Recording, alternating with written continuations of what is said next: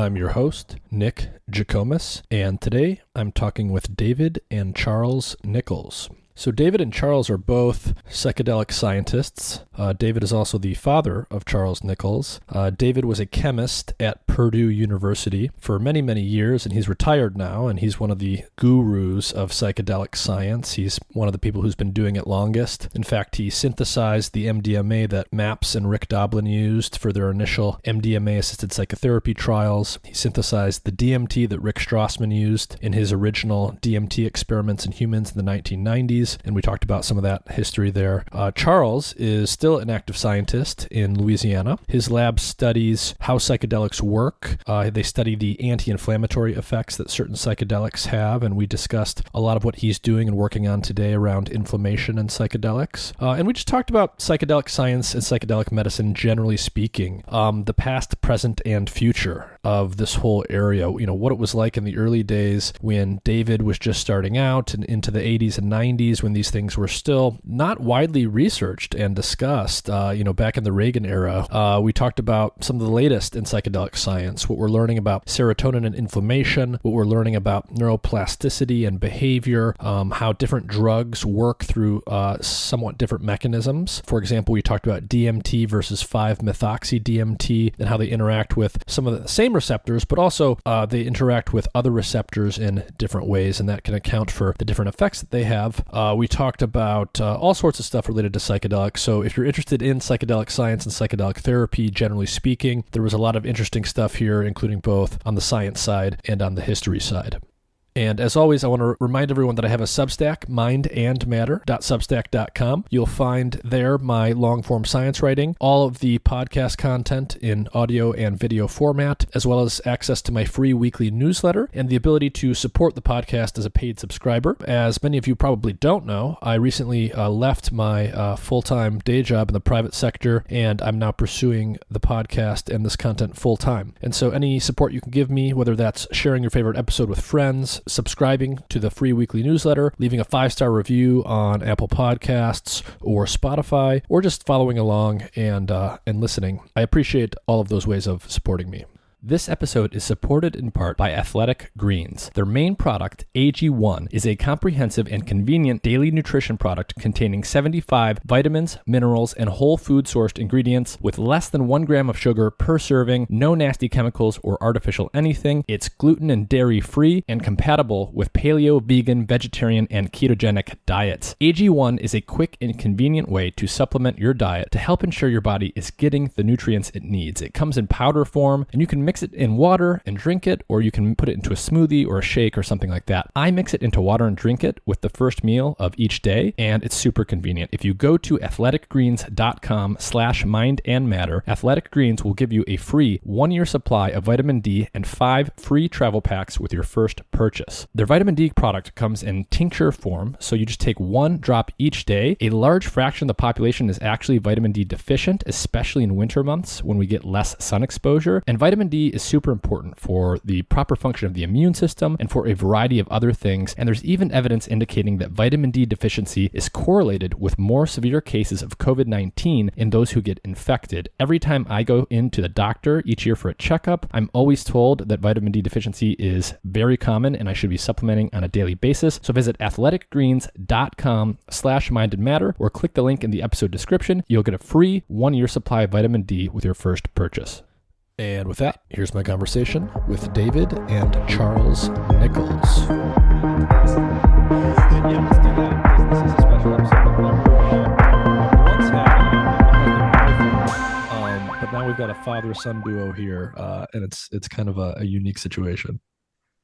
So when I went to graduate school in 1969, my PhD project was on what are called psychotomimetics, which are now called psychedelics.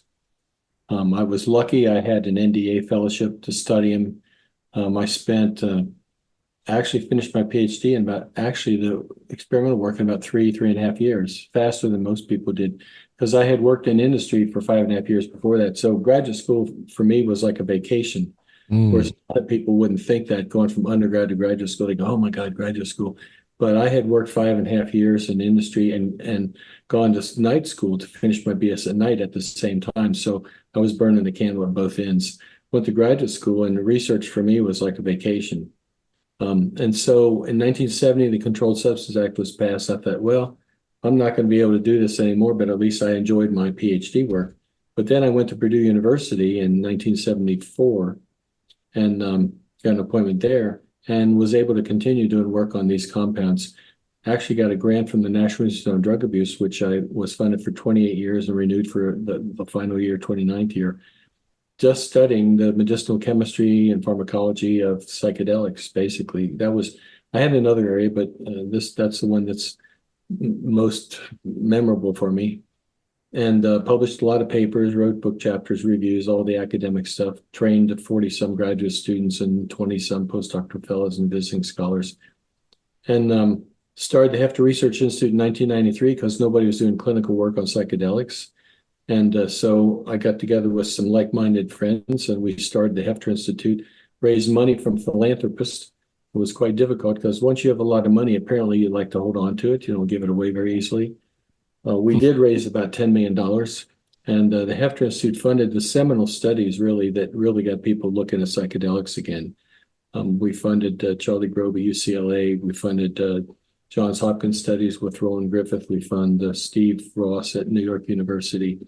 And that really, I think those papers were the impetus for people to realize you actually could do this work again. Because prior to that time, no one got in the field because you couldn't get a grant. And it's still almost impossible to get a grant to study these substances, although a couple of grants have been awarded now recently.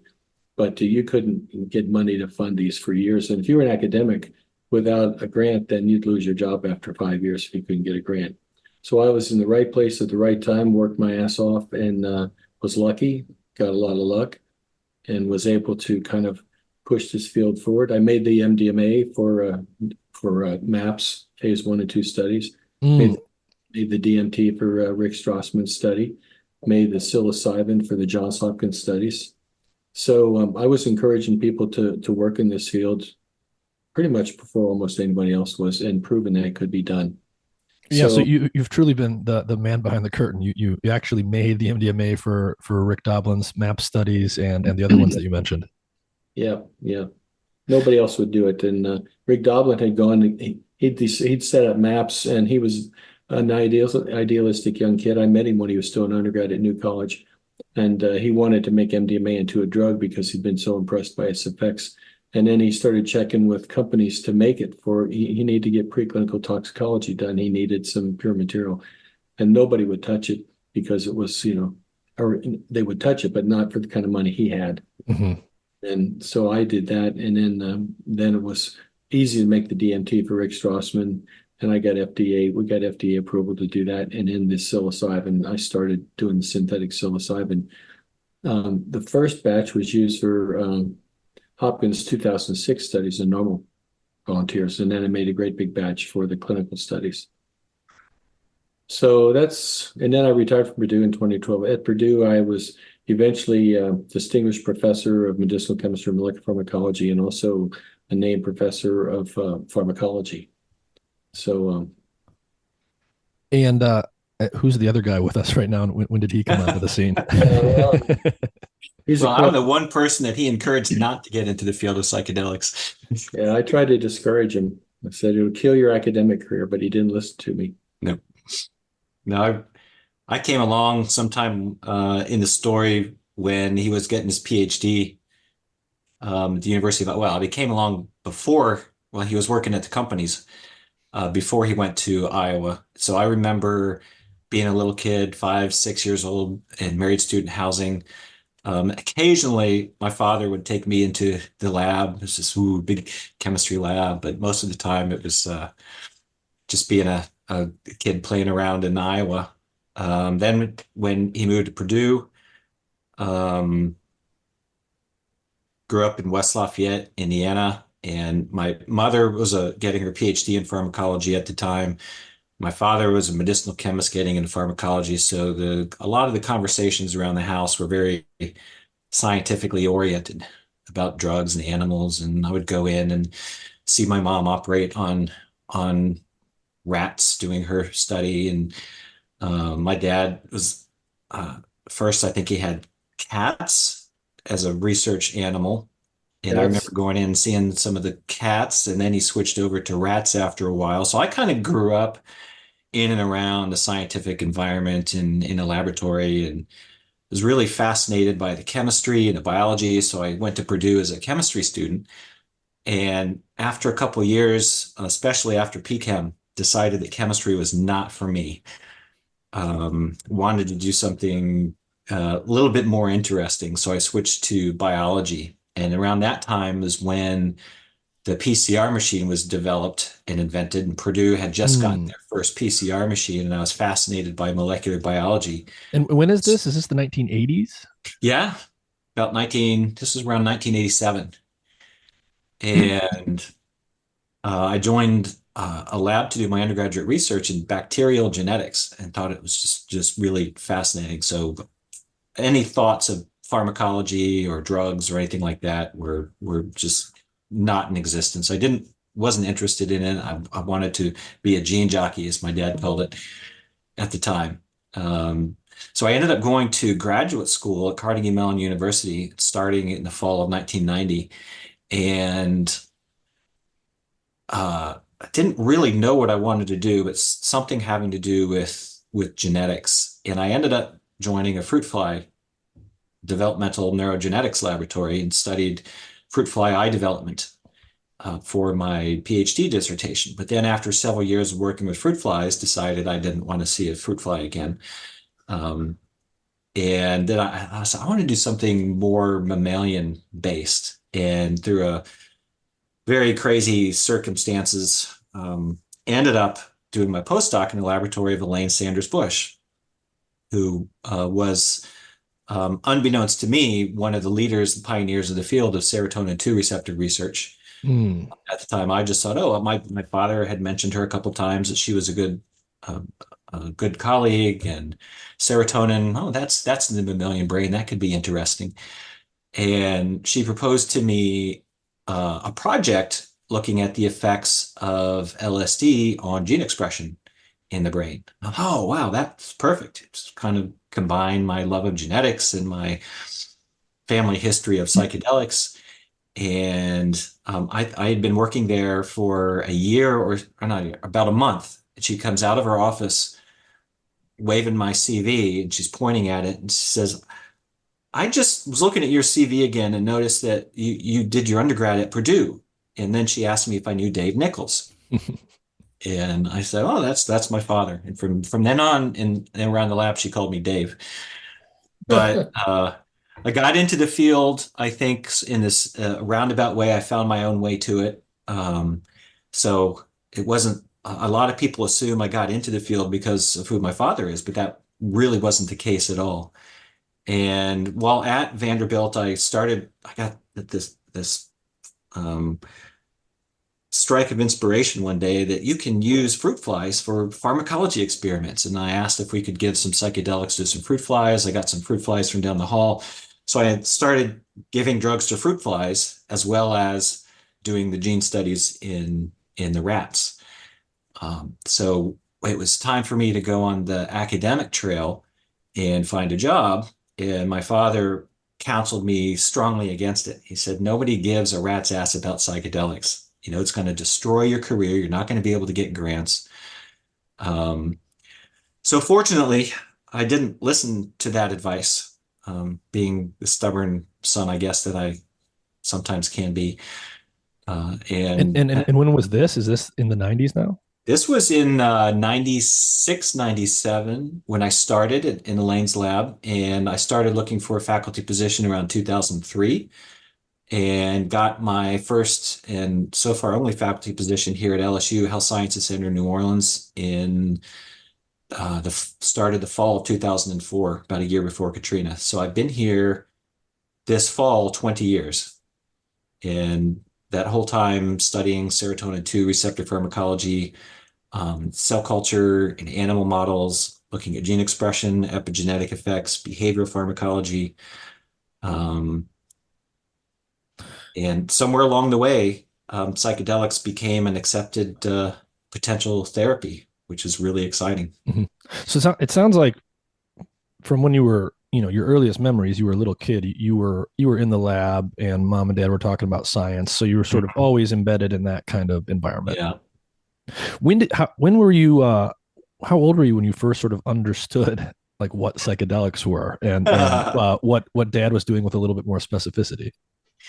Well, when he got his job at Purdue and when I was younger, he, I knew he was a chemist and I knew he was working with cats and then rats. And the way that he explained things is that he was working with chemicals that make people dream. Mm, So it's like I thought, oh, he's figuring out how people dream. And then, of course, this was high Reagan era with Just Say No, but we never really had any of those discussions around our liberal household. But things sort of, I guess, grew organically as I grew older. And I think it was probably around when I was a senior in high school, figured out what dad was doing.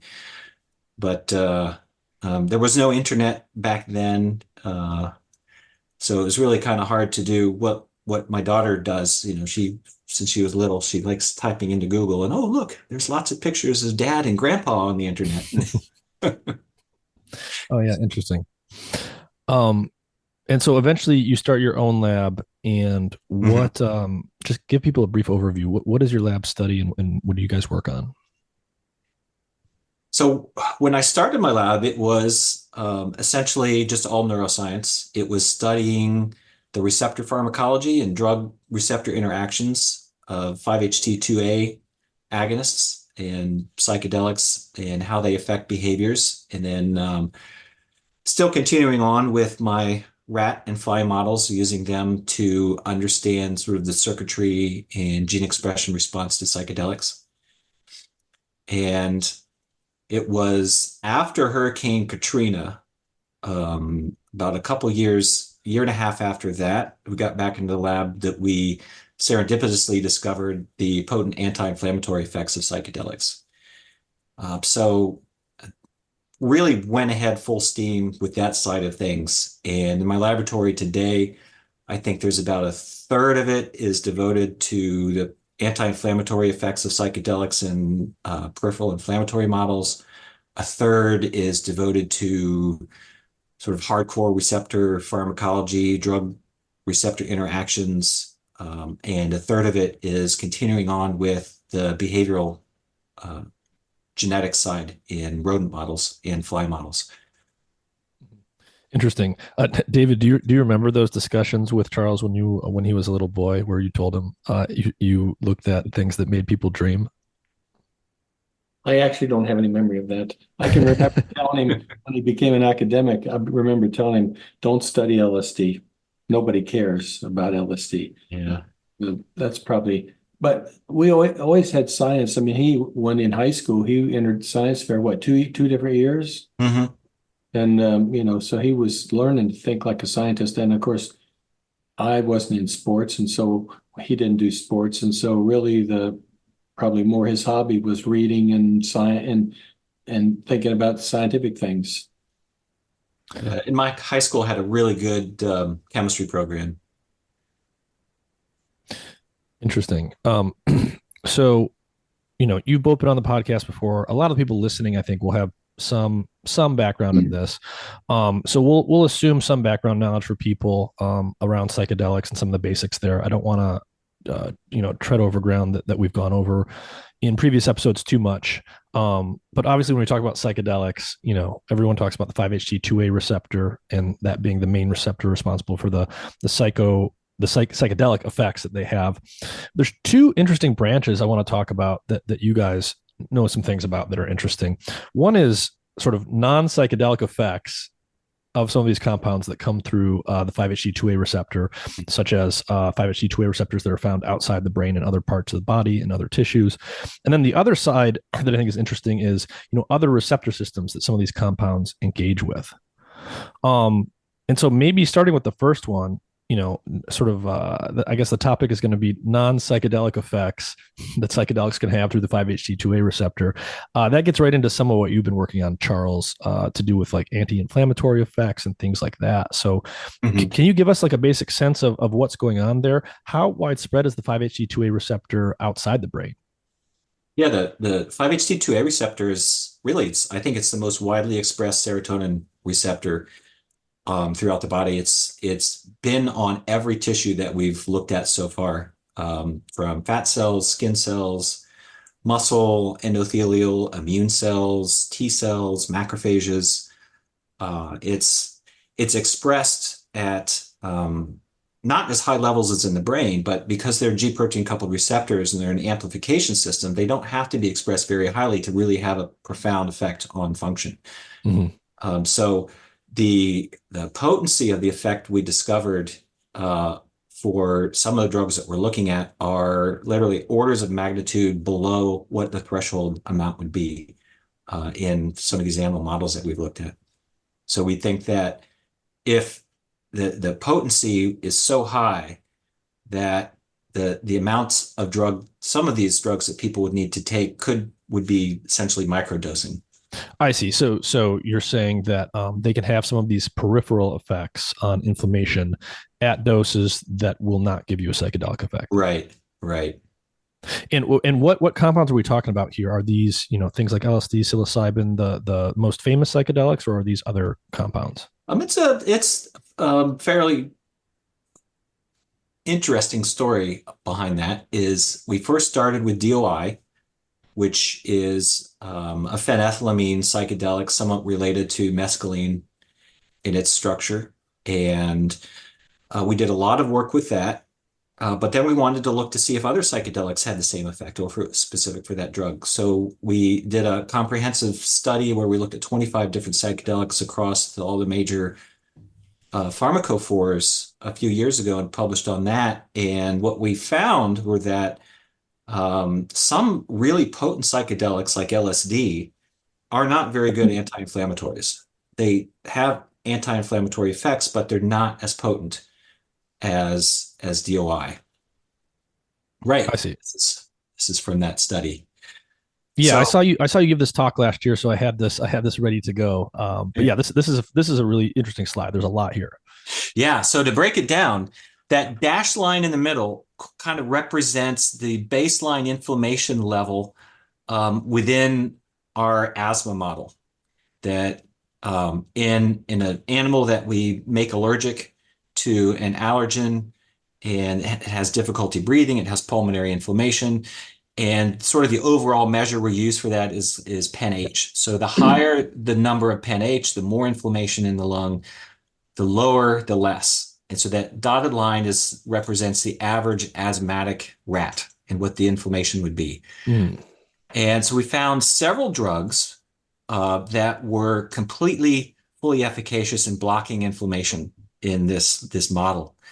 For example, 2CI, 2CB, 4-hydroxy-DIPT. RDOI was the drug that we have used the most because it's the most selective for the 5-HT2 receptors. But also you can see psilocybin or the active drug psilocin is in there. Yeah, so you have some of these drugs have really good efficacy, and some of them don't. And sorry if I missed this. Did you say this effect is coming through 2A specifically? Yep. Okay. When we test in a 2A receptor knockout mouse, we have absolutely no effect.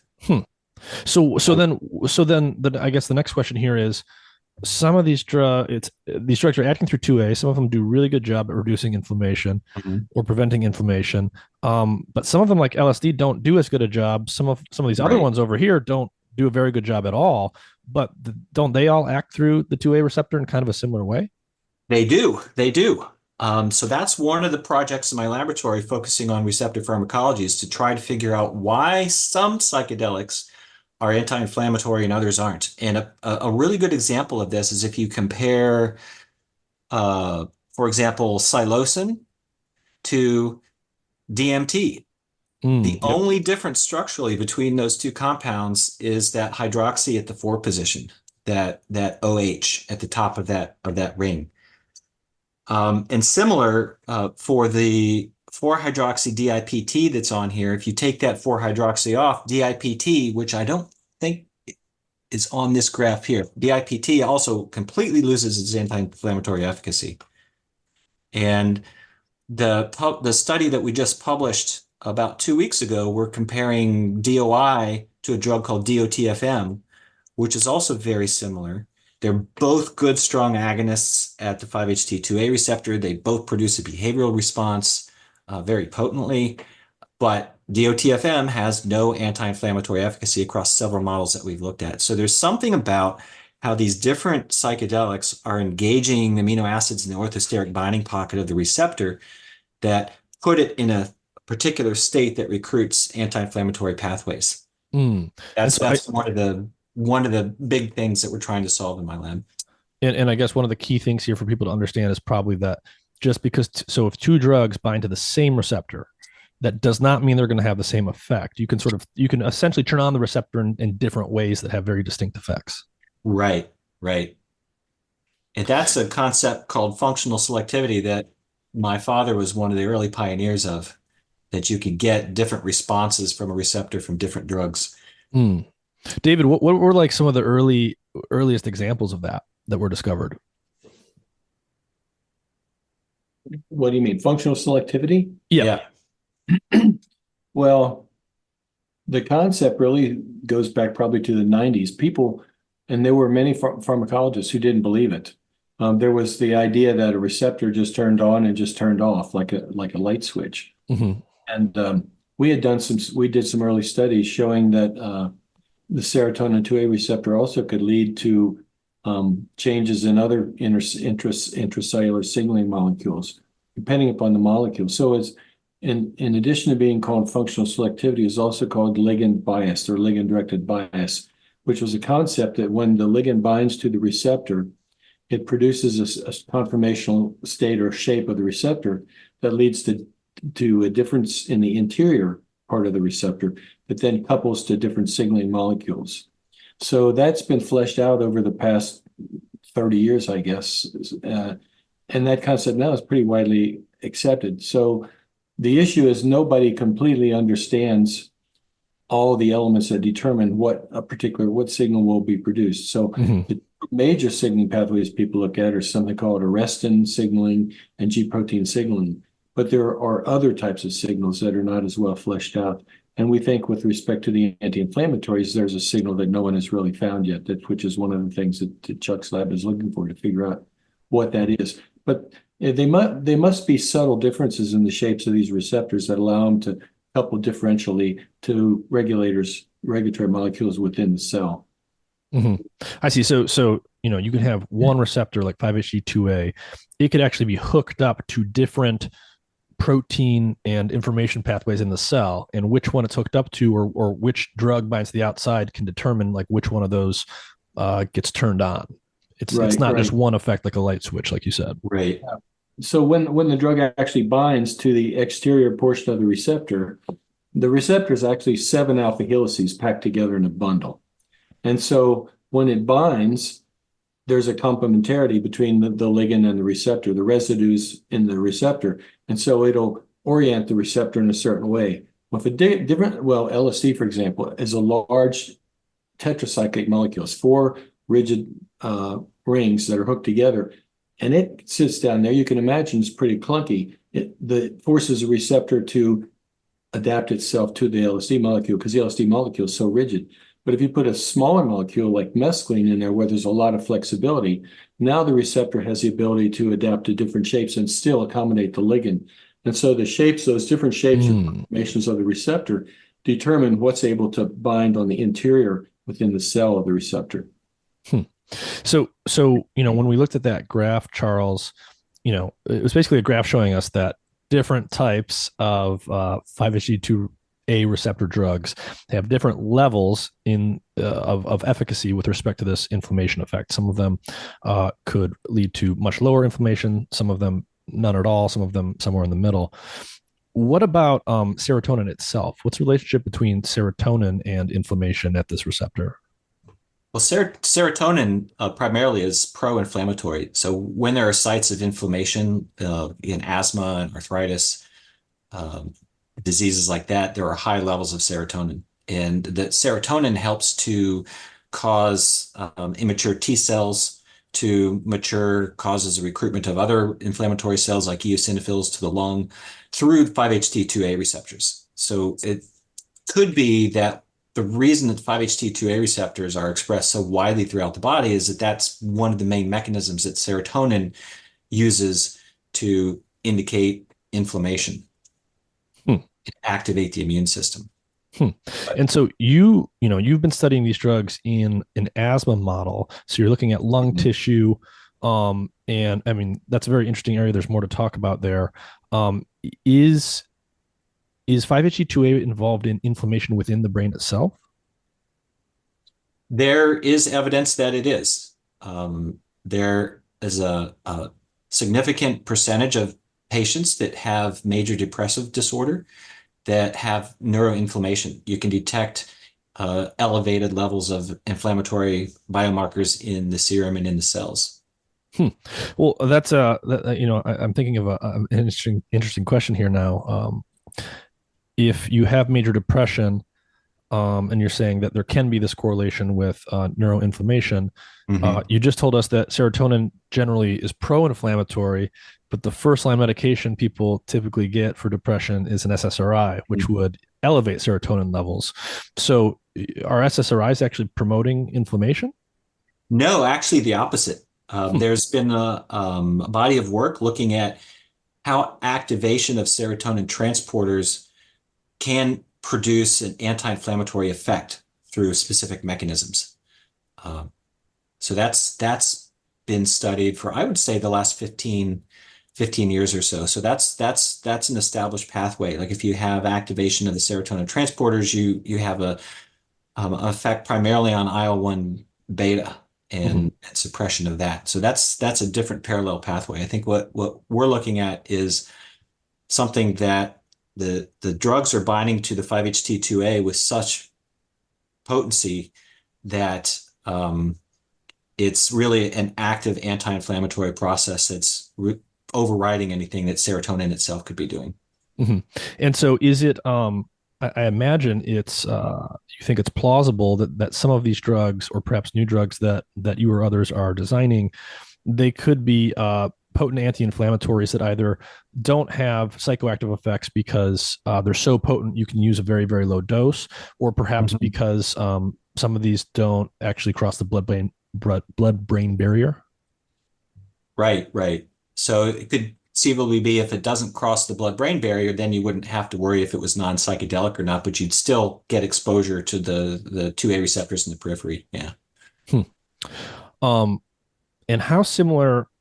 So a lot of these drugs are very similar structurally to serotonin. That's why they interact with these serotonin receptors. One of them that's very very similar is that I want to talk about a little bit is DMT. So David, can you just tell everyone a little bit about serotonin and DMT? How similar are they structurally?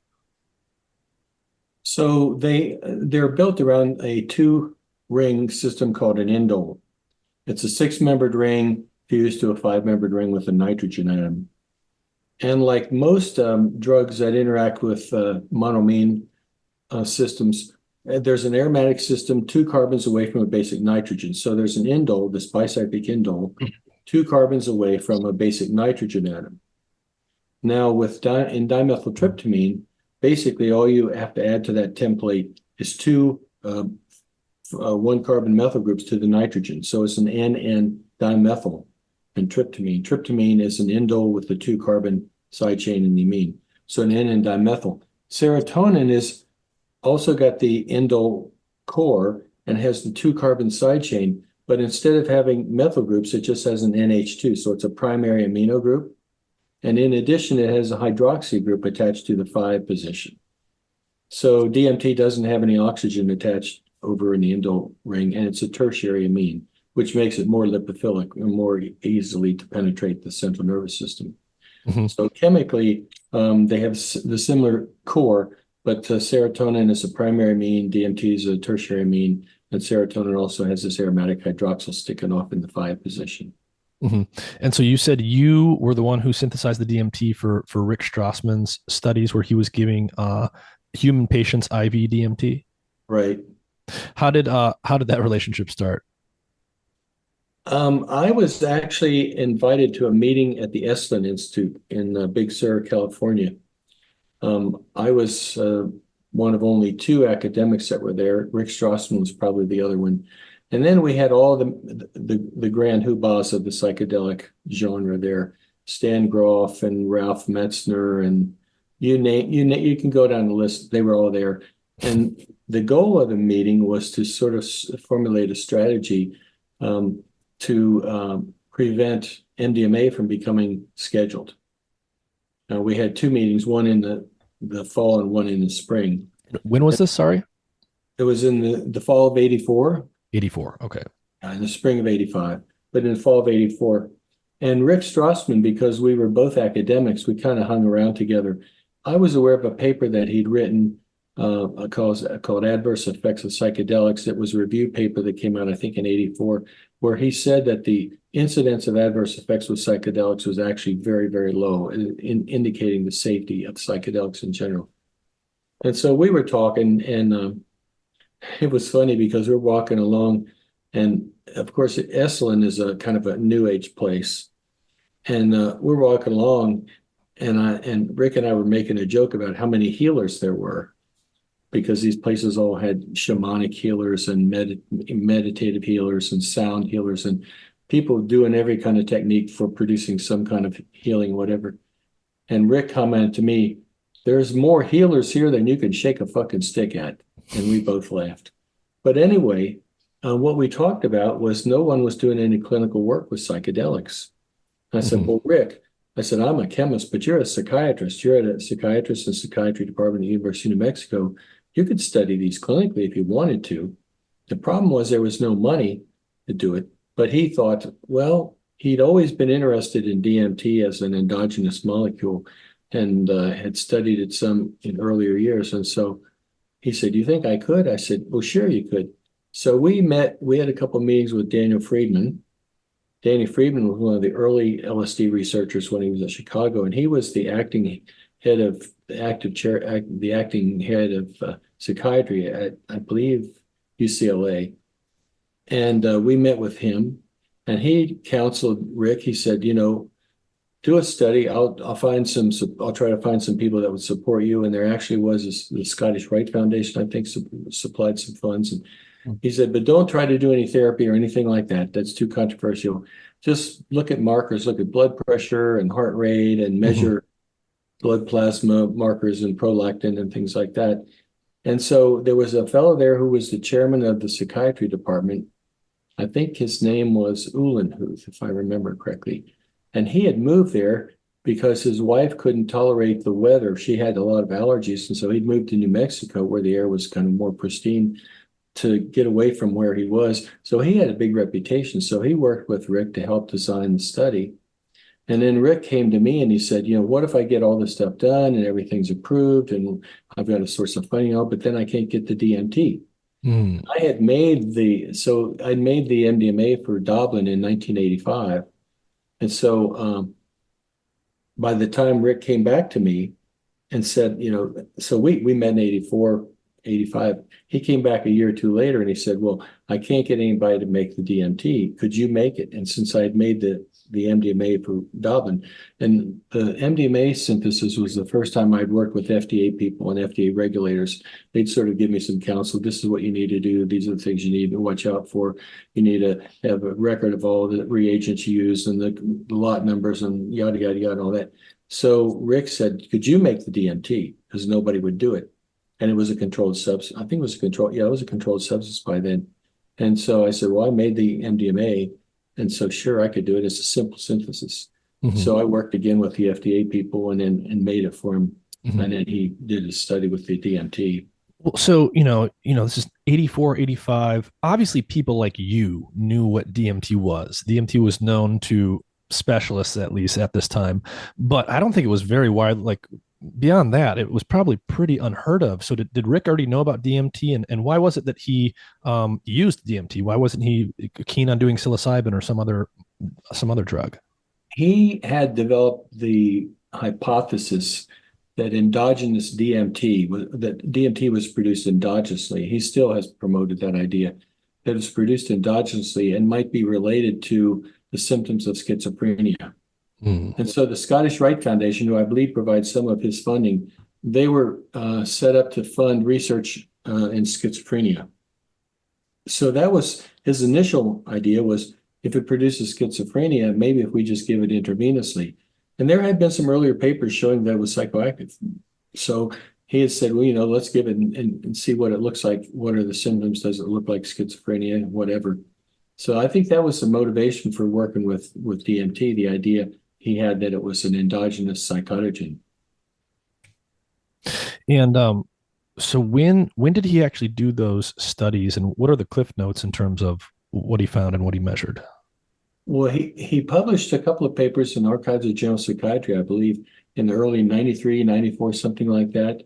And in addition to seeing modest increases in blood pressure and heart rate, the people at the higher doses saw these aliens. You may have heard about all this.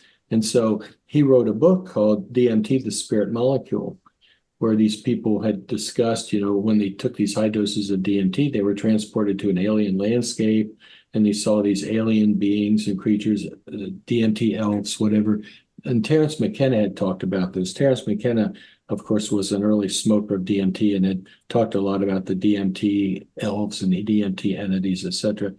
But Strassman, as far as I know, was really interested more in the possibility that DMT could be produced in people with schizophrenia and mental illness, and that was producing the symptoms.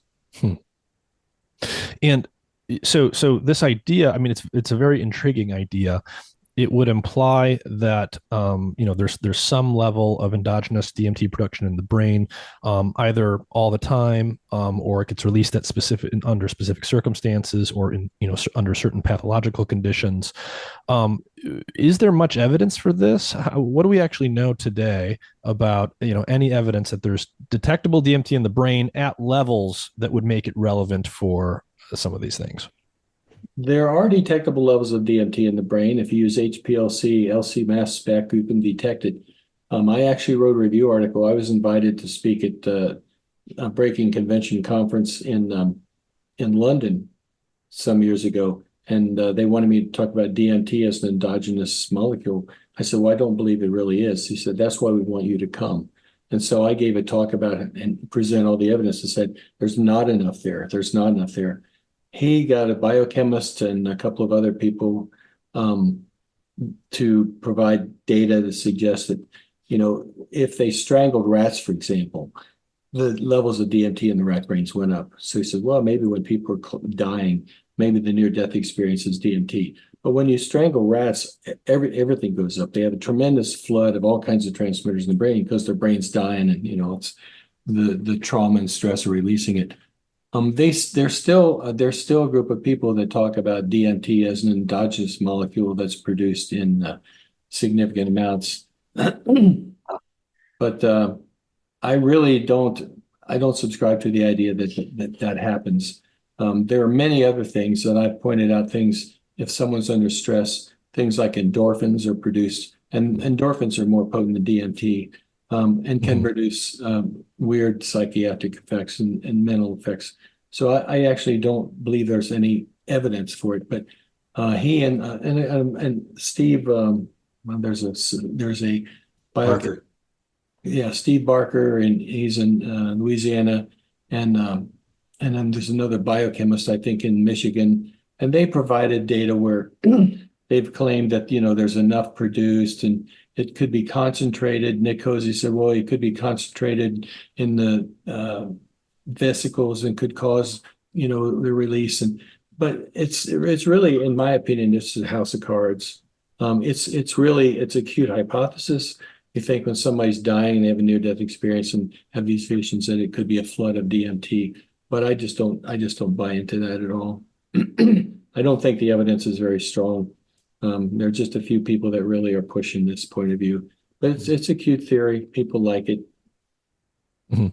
Why, so, we kind of touched on earlier, Charles, through some of your work on inflammation. You pointed out that psilocin and DMT, even though they're very similar chemically, they have very different effects in your inflammation model. Obviously, one of the other things that characterizes DMT that people always talk about is just the potency and the vividness of the subjective effects, together with the fact that it's so short lasting.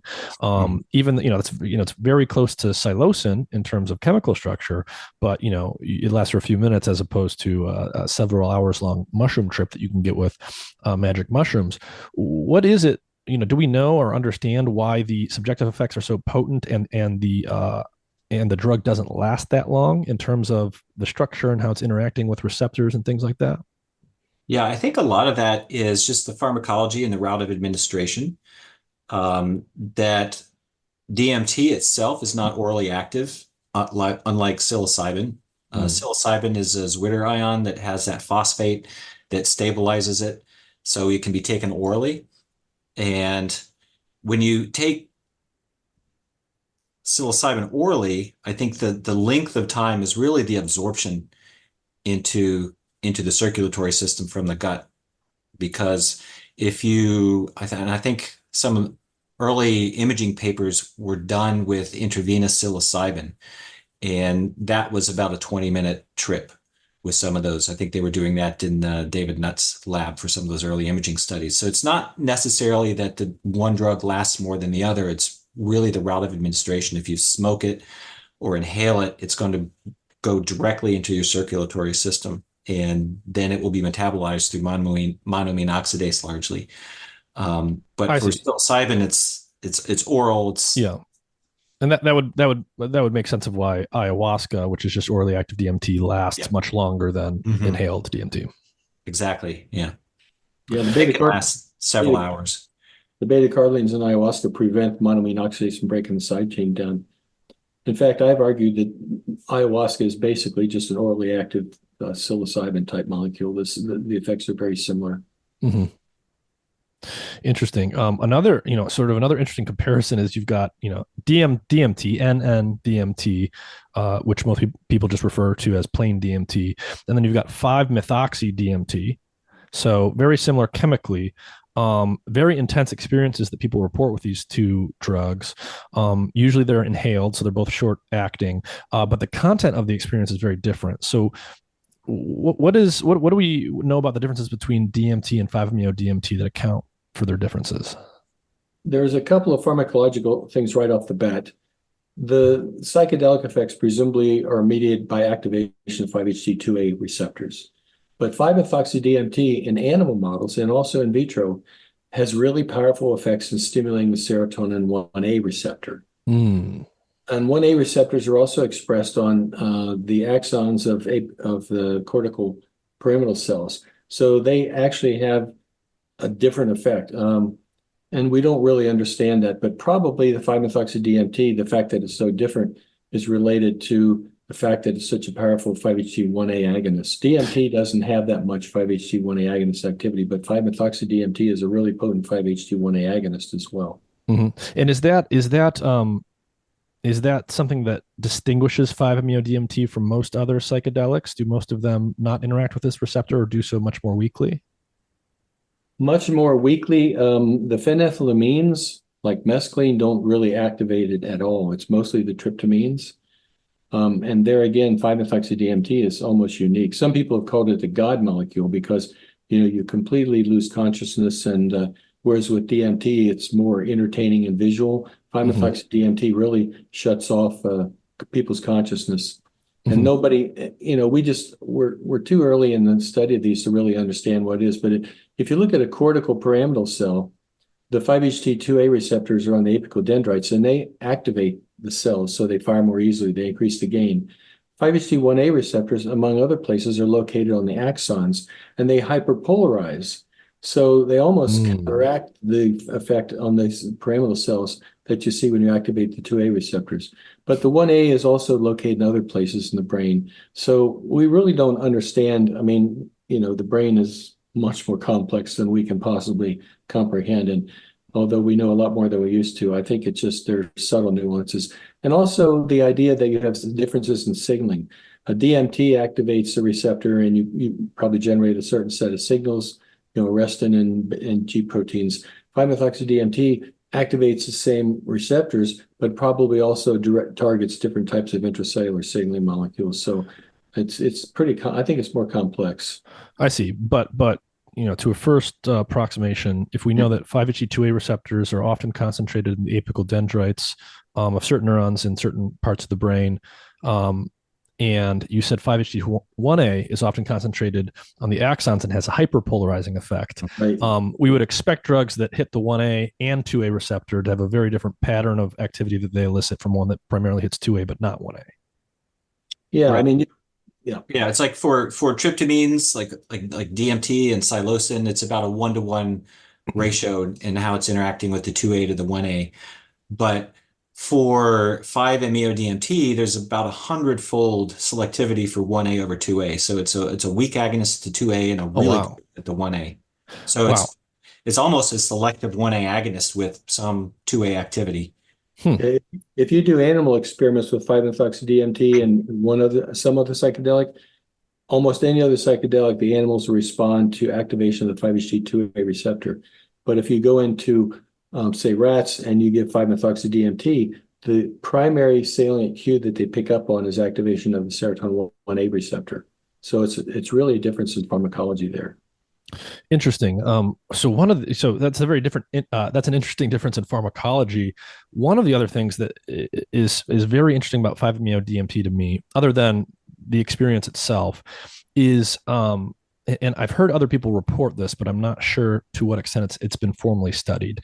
But I've had two separate experiences with 5-MeO-DMT in my life, and I will never forget the first one because I was told with confidence ahead of time by the person overseeing this that 5-MeO-DMT was very likely to result in what he called reactivations. And he said that this would be some kind of experience similar to the drug experience long after the drug had worn out, the next day, the day after, and so forth, where you would basically trip to some extent again, probably at night while you were sleeping, and that this could happen for days or even weeks after the drug administration.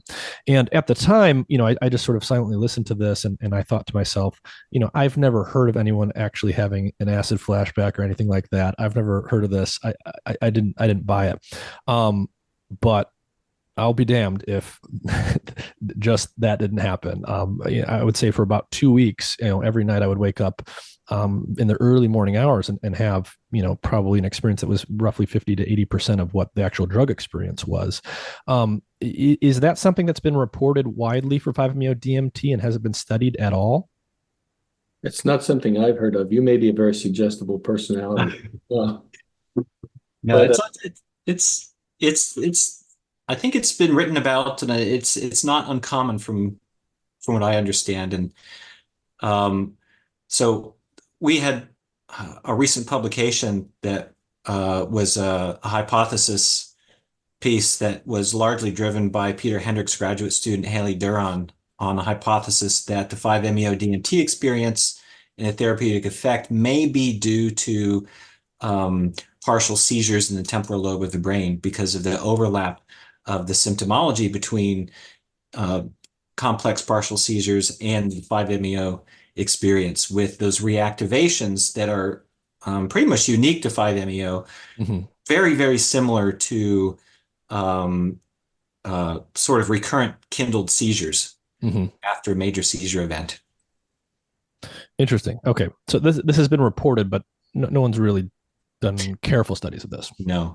and I've known people that have used 5-methoxy-DMT, including myself, and that hasn't happened. Interesting. Yeah, it happened to me the first time, but not the second time at all. Interesting. Okay, so I'm also just interested more generally in so 5-MeO-DMT is an example of a psychedelic that has strong interactions with other receptors beyond the 5-HT2A receptor. Are there any other major psychedelics, psilocybin, LSD, and any of the big ones that people are studying most intensively right now that have interactions with other receptor systems that we think are going to be important for their effects or for potential therapeutic outcomes? So it's primarily the phenethylamines like mescaline, like DOI, DOM, DOB, 2CB, they primarily affect just 5-HT2 receptors. Although there's some interesting data from another lab that has pointed towards an additional receptor, but that's unclear what that could be. The tryptamines, like psilocin, DIPT, 4-hydroxy-DIPT, they all will bind to, and activate almost all serotonin receptors. Where you have LSD, will bind to and produce activity at almost all serotonin receptors and other monoaminergic receptors like dopamine, adrenergic. So studying a drug like LSD makes it sometimes really difficult to interpret what those results are. There is some evidence that other receptors like the 5-HT1A are feeding into some of the behavioral effects in rodent models. In humans, I'm not sure if it's really been demonstrated that other receptors are feeding into the effects of either LSD or psilocybin or mescaline-like compounds. I don't think that work has been done.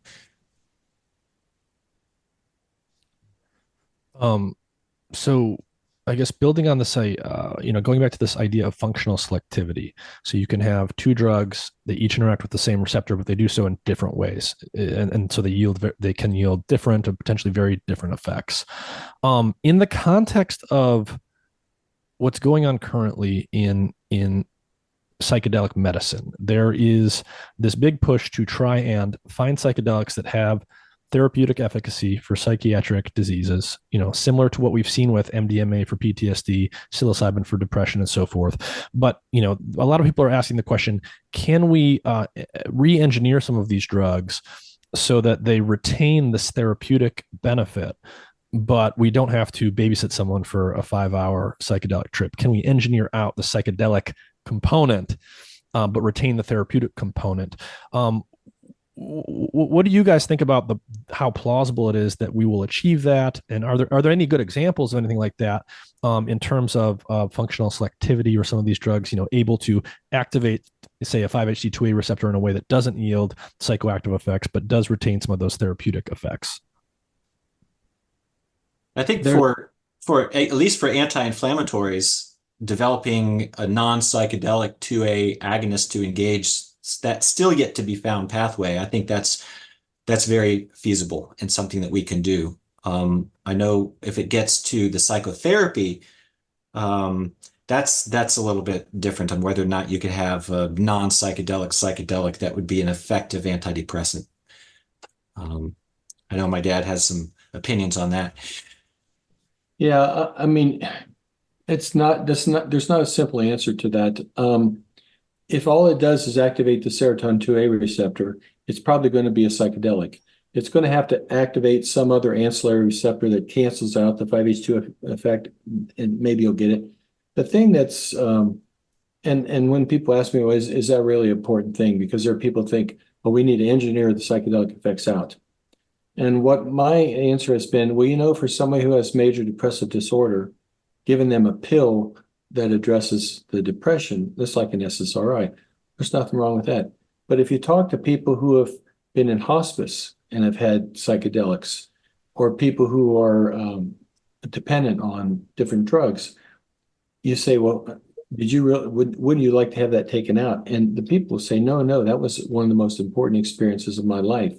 So I've seen interviews with people who had been given psilocybin assisted therapy who were at end of life. And they're very powerful experiences where they get a different view on their life. They want to reconnect with the siblings and friends that they become estranged with. And they just get a whole different perspective on the nature of death and dying, and they lose their fear of death. I don't think you can do that with a pill. And I think similarly, when you talk about alcohol use disorder, or not necessarily spoken about alcohol use disorder, when people have been treated with psilocybin assisted therapy for that, they go back and they revisit, like, when did I start drinking? Why did I start drinking? What was my motivation for drinking? And they do a lot of real introspection, get insights into what caused them to start drinking and why they keep drinking. And then if they're successful, they stop. And I don't think you can do that with a pill. There's too much cognitive introspection that occurs for and obsessive compulsive disorders, probably the same way. Maybe eating disorders will turn out to be the same way. I think for just major depressive disorder, if you can come up with something that works better than an SSRI and somehow involves activation of the 2A receptor, that's great. But I'm very agnostic in terms of whether you could make something that really would be classified as a psychedelic but wouldn't produce any effects. And if you think about it, the serotonin 2A receptor is localized on apical dendrites of these cortical pyramidal cells. Cortical pyramidal cells in the cortex, those are the major computational units in the brain. That's where everything comes together. All your subcortical information, your vision, your imagination, all kinds of things, they converge on those cortical pyramidal cells. If you ever see a picture of one, they have all kinds of inhibitory and excitatory inputs and outputs. That's the major computational unit. And so activation of serotonin 2A receptors depolarizes those membranes so they become more easily fired and increase the gain of those cells. How can you do that to the major computational unit in your brain without having some kind of a central effect? It'd be like taking a computer and somehow overclocking the CPU and then expecting it to work the same way as it did before. So I think it's kind of naive to think that it would have just the same effect as a psychedelic, but wouldn't produce that kind of intoxication.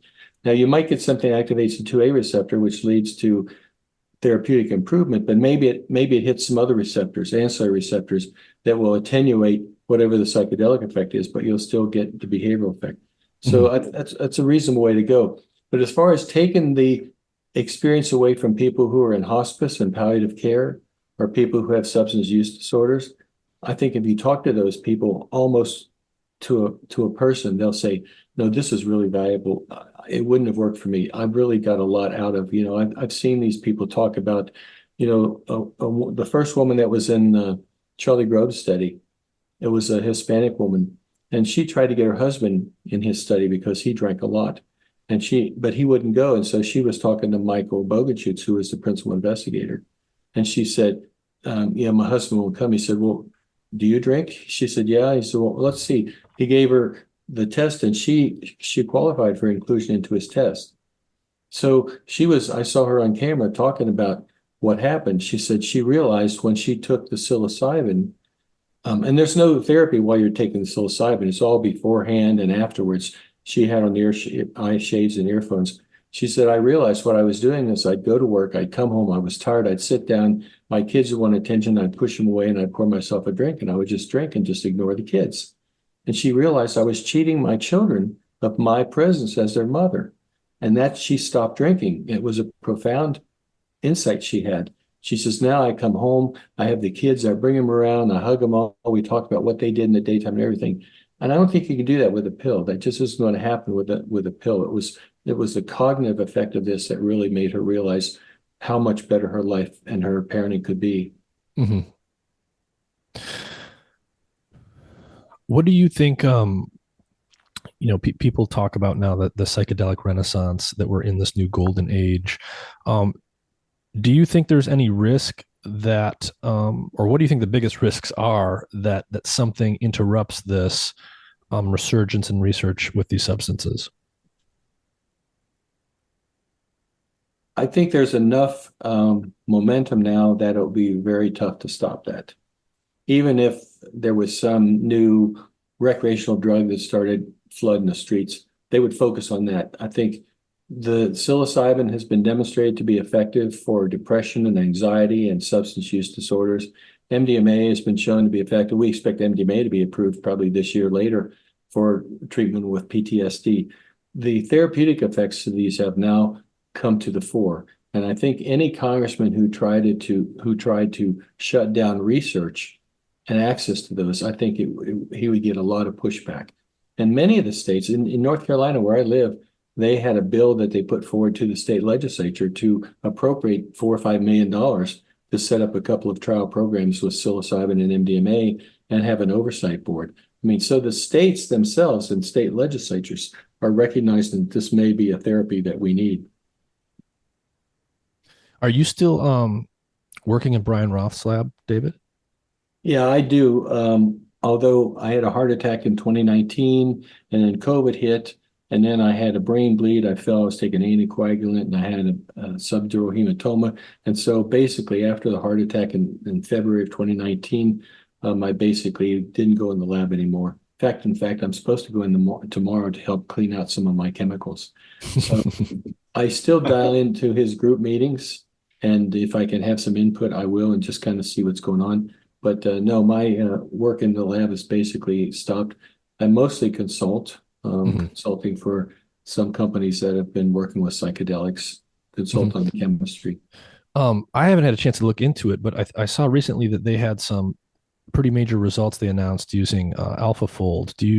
Were you able to see any of that research or follow along with that? Yeah, that was really, really interesting. Yeah, Using a computational program to fold the receptor and do docking, um, they could prospectively identify a number of compounds with activity at the 5-HT2A receptor, but when they went back historically, none of those compounds would fit. So I think by using that computational model with this receptor and with other receptors, I think it's going to really open up some new doors in identifying additional chemotypes for the 2A and other receptors. It's really fascinating. Mm-hmm. yeah, that AlphaFold program is really powerful. It's really powerful. And so, Charles, what kind of questions are you guys working on in the lab to either build on the anti-inflammatory results that I saw you present at the conference, that chart that we looked at, or that haven't been published yet? What's going on sort of on the cutting edge for you?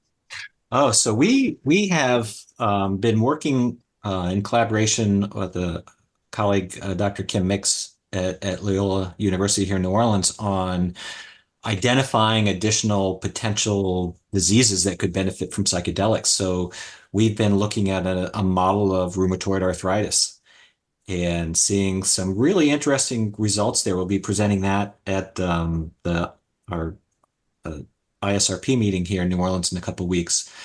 But that is, we see differential effects of different psychedelics at multiple outcome measures in this mouse model of rheumatoid arthritis, again, underscoring that one psychedelic is not another psychedelic. In fact, psilocybin, we've been testing chronic low subbehavioral doses of 3 different psychedelics, and psilocybin is the worst performing in almost all of the outcome measures, whereas the phenethylamine ones are better, which is different than what we see in the asthma model, where the psilocybin or psilocin is just as good as DOI is. So this is some, I think, pretty exciting proof of principle for this is really the first demonstration of chronic low dosing in a model that treats the active symptoms. Mm-hmm. Yeah, I guess this speaks to the concept of microdosing. So at least with your inflammatory results, you're using super small doses. And the fundamental biology here, Charles, like you mentioned earlier, is that these GPCRs act as really good amplifiers, basically. So you can get strong biological effects with very little activation of some of these receptors. So is microdosing in general for psychedelics, in your view, do we know, or is it likely to be doing something even in the brain and in terms of psychoactive effects at sub psychedelic doses? I think based on our data across several different animal models of inflammatory diseases, the amount of drug necessary to produce a sustained therapeutic effect would be considered a microdose. Whether microdosing is effective for what people are microdosing for, like cognitive effects, memory, I don't think that it's really, the data is not out there that shows that it's having really any positive cognitive effects. But it could be that, say, somebody has some neuroinflammation that's affecting depression, that anti-inflammatory effects, these very low doses could be playing a role. So I don't discount microdosing completely. I think that at least at the potency that we're seeing for the inflammation, that those were probably therapeutic levels for some of these drugs, but for cognitive enhancement and memory, I'm not so keen on that. And in fact, LSD, which is one of the more commonly drug use drugs used for microdosing is one of the poorest anti-inflammatories that we found. You really have to be at those behavioral levels to see any anti-inflammatory effects. Mm-hmm. The clinical studies have not shown any effectiveness for microdosing because they're normal people. And the thing that Chuck is talking about is in inflammation, it takes less of the drug. And one of the things that we speculated about is that when the tissue is inflamed, the serotonin 2A receptors are upregulated and invoke a different signaling pathway so that low doses can address the inflammation. But as far as people microdosing to feel good and feel happy and whatever, I think it's mostly placebo effect. Most people don't appreciate how powerful the placebo effect really is. Mm-hmm. And David, if we go back to like the early days, you were talking about your time at Esalen and all of the people who were there. Like when you think back to those days compared to like where we're at now, like are you surprised that we've gotten to where we are right now? When you think back at what you've lived through? Oh yeah, I'm very much surprised. Um, you know, when I proposed the Hefter Institute back in the early 90s, Ann Shulgin and Sasha were friends of mine, and Ann said, Dave, the government will never let you do research in psychedelics. I said, why? Just because when people take them, they see the games that the government's playing, da da da da da. I said, well, I just don't believe that. I think it's just a question of qualified people who haven't been in the field and there hasn't been money to fund it, And so I got a lot of pushback from people in the beginning. And when we started the Hefter Institute, I saw a woman a few years ago she and her husband were one of the early donors to Hefter. They gave $10,000. He was a real estate developer, I think in San Diego. And I saw her at a reception a few years ago and I says, do you remember way back when and you guys gave me $10,000? And she says, oh yeah. I said, do you remember what your husband said? And she looked at me real funny. He said, nobody can ever know where this money came from. And she started laughing. She said, isn't that something? It's changed so much. I mean, I was, I never thought this would happen. Not in my lifetime. A woman asked me some years ago, she said, what do you see as the future for all this? And I said, well, someday, probably long after I'm dead, you'll be having a midlife crisis and you'll go in and you'll see your doctor and he'll send you down to a shaman/psychiatrist at the corner who will give you a session with a psychedelic and give you a new perspective on your life. And she says, oh my God, do you think you'll be dead by then? I said, probably, but if the vector's pointing in the right direction, that'll be okay. But, I never imagined it just took off. It's just, there's so much interest. Mm-hmm. And I save reprints. I send Chuck, I see a reprint I send to him. I started saving reprints on my computer and I can't keep up anymore. I have 4,000 reprints on psychedelics in my computer now. And there's a dozen I haven't even logged in yet. Mm-hmm. I talked to Dennis McKenna a few months ago on the podcast. When you were at Esalen in the 80s and around that time period, did you ever meet Terence McKenna?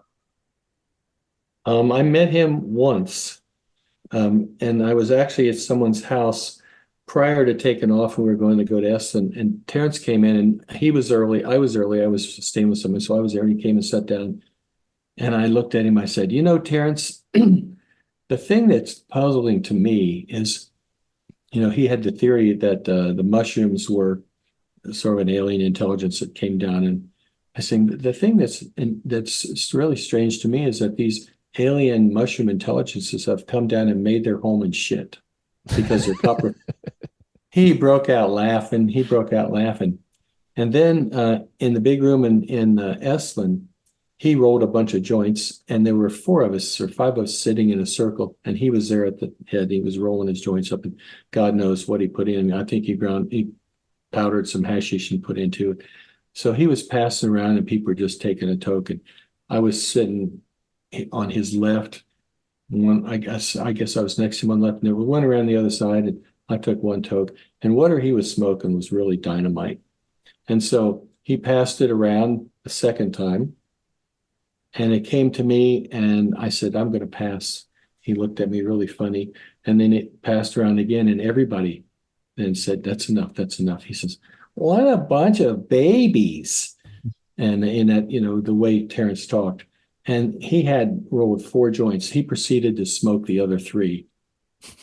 And, nobody, I mean, his ability to smoke dope was legendary. What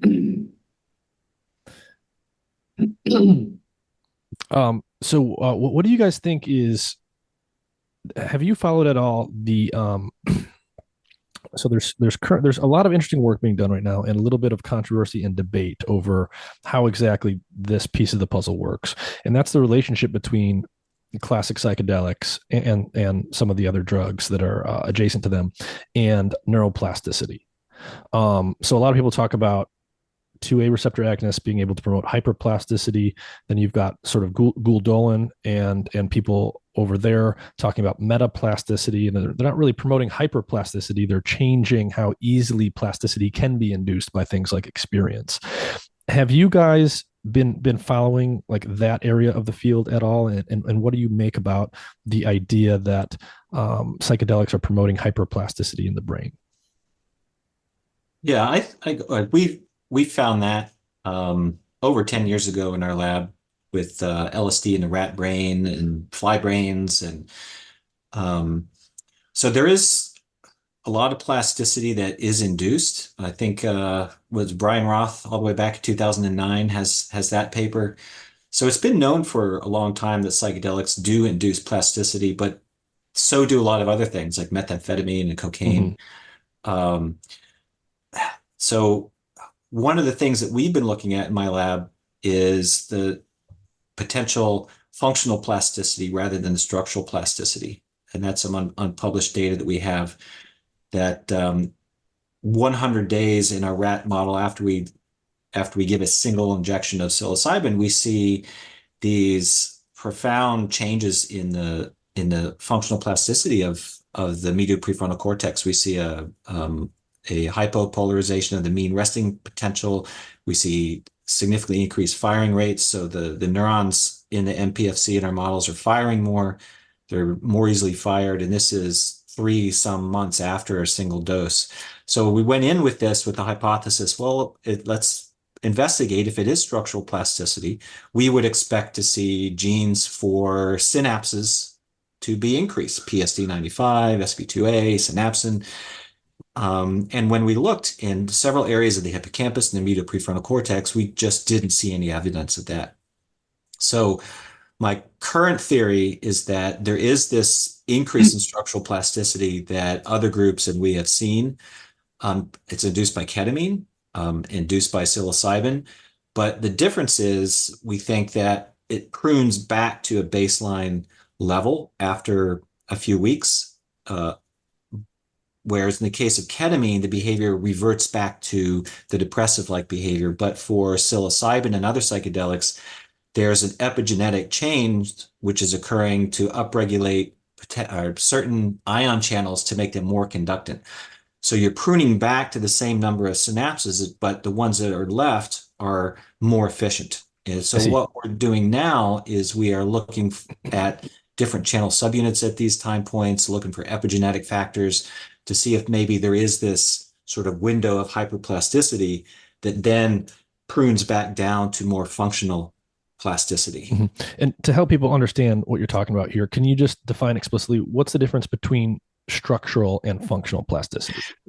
So structural would be like the number of dendritic spines. So a lot of people have been giving LSD to neurons in a dish or other psychedelics and just counting how many connections there are between the axon and the dendrite. And there's a certain density.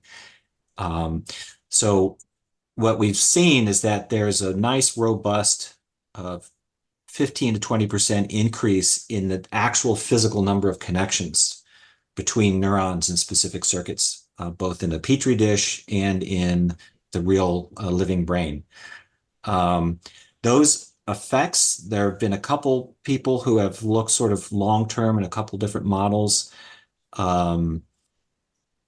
But the persistence of those, if you think about it, it takes a lot of energy to maintain 20% more connections in your brain. And you want to go back to homeostasis. So it makes a little bit more sense to me that you might want to make those new connections in this critical window of plasticity, but then prune things back in the case of psychedelics, to where now you've strengthened the relevant connections with ion channels that are more conductant. So you're making those connections that are there more efficient. Yeah. And so you're maintaining this antidepressant-like state over the long term. Hmm. Whereas for something like ketamine, maybe that doesn't happen.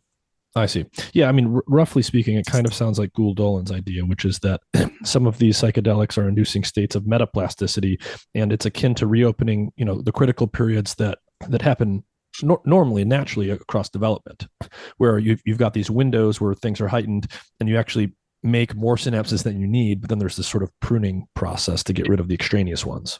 Right. At a rough level, I think we are in agreement at that I think there's this sort of maybe 2 to 4 week period where there are more synapses. And we have shown in some of our early work that we published, I think 4 years ago, that the environment that we put a rat in the first week after we give it psilocybin really profoundly shapes what that antidepressant anxiolytic effect is 5 weeks later. That I see.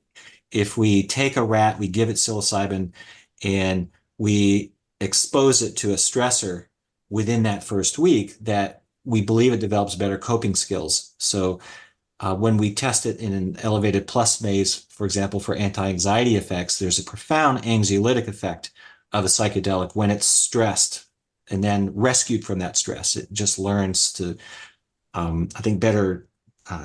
It learns better coping skills, that if it just rests and doesn't try to escape, then it will get rescued. Whereas if we don't give it that stressor over the first week, if we wait to the second week or the third week, we don't have any anxiolytic effect that we can detect from that psychedelic 5 weeks. So there is something about the immediate week or so afterwards that tunes the brain to allow it to somehow, I think, mature into a more healthy state. Hmm. And what were you saying there about differences between psilocybin and ketamine? So ketamine, when we do them in a side-by-side comparison, both are believed to induce the plasticity through a convergent mechanism through mTOR and BDNF. Hmm. But the effects of ketamine in humans and in animal models wear off after about 2 weeks. Hmm. And we have seen that. Other people have seen it in human therapy. You have to go back for repeat treatments for ketamine. They don't last for 4 years, as in the case of some studies with psilocybin have shown. So there's a fundamental difference in something beyond just this convergent glutamatergic mechanism inducing BDNF and plasticity, where psychedelics have the capacity to maintain whatever that therapeutic effect is, whereas for ketamine, you're back to a baseline depressed state within a week or two. And so Yeah. that's some I've, of what we're trying to do in the lab now, is look at these longer, later time points and identify what those changes are. I see that. Yeah, I've heard that before. That ketamine's antidepressant-like effects are not as robust and don't last as long as things like psilocybin. So is that a pretty reproducible finding? Right. Yeah. Several laboratories have shown that ketamine wears off very Is that quickly. like I have seen? I live in Seattle, but I've seen these in a number of cities. But I see these ketamine clinics all over the place now. What I mean, are you guys seeing that too? Is there any? Do you have any concern about how common those types of clinics are becoming? It is concerning because it's really off-label use for a lot of ketamine. It's just somebody who has a strip mall clinic come in, give them their injections. And I think one of the reasons for that was that there was really kind of no medical billing code and insurance reimbursement. But I think they had a medical billing code a few months ago that was released, and insurance is now starting to reimburse more. And that's going to, I think, have more qualified physicians who have been through that training to use. The only FDA approved use of ketamine now is Spravato, which is the nasal spray for depression. Everything else is really experimental or off label, and it's unregulated. What do you guys think are some of the what are some of the most exciting things that you think we're going to learn answers to about psychedelics, their mechanism of action, especially in terms of how they work in the brain? What do you think we're going to learn in the next, 1, 2, 3 years that we don't know today? I A whole hope bunch. we figure out how they're anti-inflammatory. I've been working on that for almost 15 years. Yeah, the insights we're going to get. I mean, not just in depression, but in substance use disorders and anxiety and all these, they're going to be powerful tools as we understand how they can be used. They're going to be powerful therapeutics, but they're going to give insight. Whenever you get a new, like chlorpromazine, when it was first introduced in 1952, nobody knew how it worked. And then later on, they find out, oh, well, it blocks dopamine D2 receptors. So that led to this whole, the whole field of, knockoff antipsychotics. I think once we understand what's actually going on to alleviate the depression or whatever it is, it's going to give us insight into new cures, new directions for cures, just a better understanding of the brain, which, we have a really primitive understanding of the brain as it is, even though we think we know a lot. It's really a huge, huge, biocomputer that we don't understand very well. And so these are going to be tools. The stuff they're doing, looking at functional connectivity and stuff that Robin Card Harris was doing at Imperial College, looking at brain dynamics. These are things nobody was really looking at very much before. So we're going to get a lot of insight into how the brain works and how it fails and how you can restore it. So it's hard to say any specific thing, but just a general increase in our awareness and knowledge about how the brain works and new therapies and how the psychedelics can lead to these therapeutic improvements. I think that's just, it's a whole big field. Mm-hmm. And then, I think you mentioned earlier briefly that I think this year we're expecting to hear from the FDA about the MDMA assisted psychotherapy that Rick Doblin has done through MAPS. Is that sort of the next big milestone in terms of the next big thing that might happen that really pushes us to the next level with some of these therapies? And is there anything even close to the MDMA assisted psychotherapy in terms of becoming an FDA recognized therapy? I think psilocybin for treatment-resistant depression will probably follow in 2025. Compass has done big clinical trials. They've got breakthrough therapy approval from the FDA. The problem with all these is scalability and cost. Mm-hmm. With MDMA for PTSD, it's usually 2 to 3 sessions, and even if they're 6-hour sessions, and if you've got people there, the cost of the room, the cost of the sitters, the medication is it's not significant in the cost. Same thing for psilocybin. Psilocybin session produced at scale probably would cost you $100 for the psilocybin, or maybe even $50 for the psilocybin. But having 2 competent professionals there, the clinical rental for the day. I mean, Steve Ross told me when they were doing their first studies with psilocybin in the cancer patients, I said, what do you think the cost has been per patient? And he said, yeah, we've estimated $25,000 a patient. Well, insurance companies are not going to be going for $25,000 a patient unless you can demonstrate, like, this person's it's costing us $10,000 a year for drugs, but if we give them psilocybin therapy, they're cured and we don't have to do it forever. So there's going to have to be some kind of figuring to see how these things can be scaled and be economical and have insurance reimbursement, because normal people can't afford to go in and give somebody $10,000 or $15,000 and say, I'm so depressed and nothing's working. So I think the scalability is a big issue, but I think psilocybin is not far behind. The MDMA trials started before psilocybin trials started, and Compass has done big trials, phase 3 trials. So I think that's going to be next on the watch list. Mm-hmm. And of course, once you get approval for psilocybin for depression or treatment-resistant depression, Usona has also got, I think, they're also moving toward that. Once you get approval for one, doctors can use it off-label.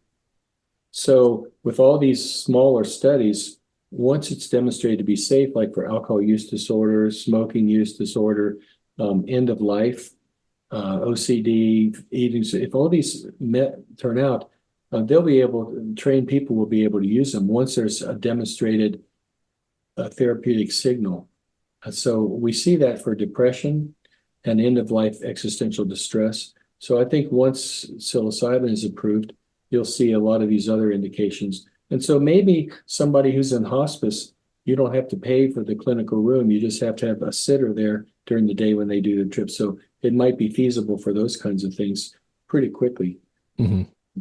I don't see MDMA as being useful for very much. I know people have looked at MDMA for end-of-life distress and MDA for alcoholism, but I haven't seen any signals that it's really going to work for that. But for PTSD, it seems to work great. So scalability, that's the thing everybody's looking at. How do we get insurance company reimbursement? Yeah. So I don't want to take too much more of you guys' time. I'll just ask you a couple final questions here. But Charles, like, what are you looking forward to for the rest of your career? And like, can you give us the broad strokes of like, what's it been like to go from the kid going into dad's lab to becoming a psychedelic scientist yourself, and then just like sort of getting to this point where each of you are at? It's been really surreal for me. When I started my lab up 20 years ago, there were maybe half a dozen people in the world who studied psychedelics. And as he said, I used to do literature searches, and I'd pull up maybe 2 or 3 every couple of weeks would pop up with serotonin 2A or something. And now I get 40 to 60 a week from people. I just can't keep up with it anymore. So it's been tremendous to see it grow so much as it has, and the interest and the legitimacy of the field, that I don't get strange looks when I tell people I study psychedelics anymore. And I can tell people I'm out of the closet. I study psychedelics. But what I'm really looking forward to is, I know on both fronts with the anti-inflammatory and antidepressant, just what are the mechanisms, how solving those, because they're completely new, completely novel. How are they anti-inflammatory? How are they antidepressant? And gaining really exciting biological insight that can someday be translated to clinical use and therapies to help people and just better the world. That's what I'm looking forward to, a better world.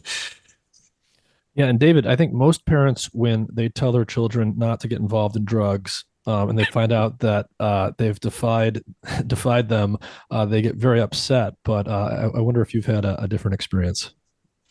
Yeah, well, I'm sure I upset my father because he never knew what I was doing for my PhD.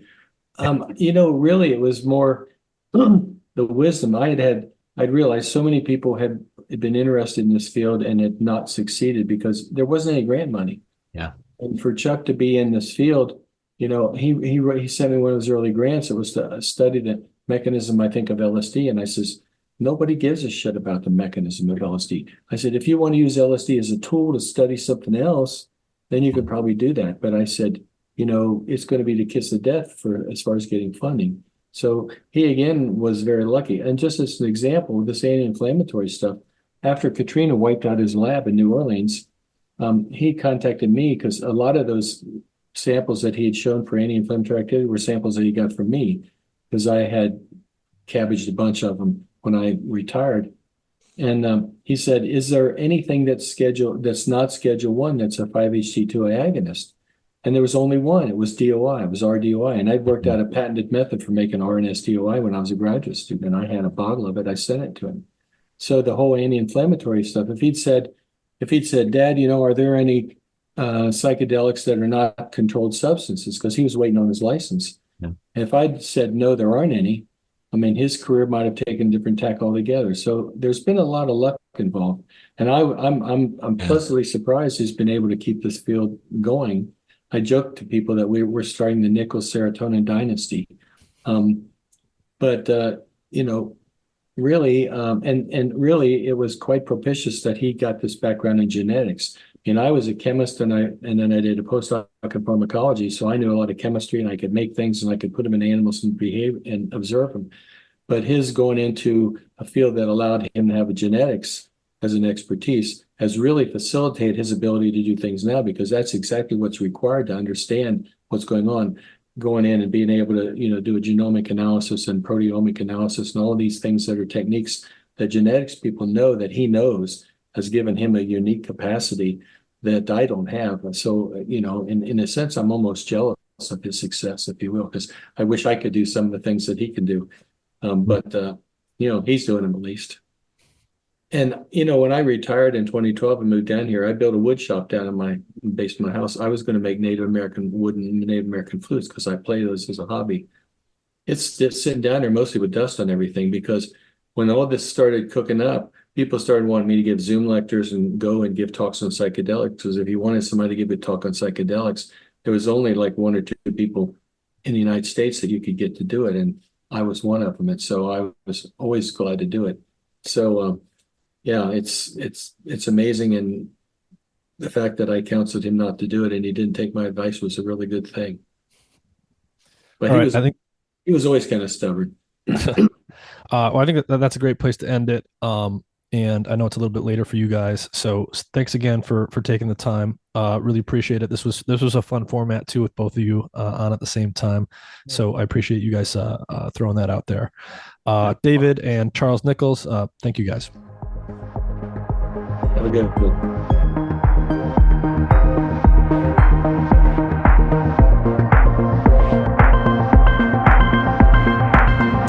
Hey everyone, I want to take a minute to tell you about a really cool health monitoring device I've been using for several weeks. It's called Lumen, and it's a handheld, pocket-sized device with a sleek design. It measures CO2 levels in your breath, which allows their technology to determine the extent to which your body is burning fats versus carbohydrates. Lumen helps improve your metabolic flexibility, your body's efficiency in shifting between using fats and carbs. It improves your ability to burn fat, which decreases your hunger levels and makes your body less dependent on snacking, and it can increase your energy levels by helping you develop a high-functioning metabolism. I use this device in the morning, before bed, and after meals and workouts to track my metabolism. With just a couple weeks of use, I learned a lot about which foods were causing my body to burn mostly fat, mostly carbs, or both, as well as how long I need to fast each day to promote fat burning. Lumen is great for anyone looking to optimize their health for either weight loss or athletic performance. The easy-to-use app allows you to track your results together with what you're eating and how you're exercising, and it syncs with other devices like the Apple Watch. Click the link in the episode description to learn more and use the code MIND, M-I-N-D, in all capital letters to get $50 off your Lumen device today.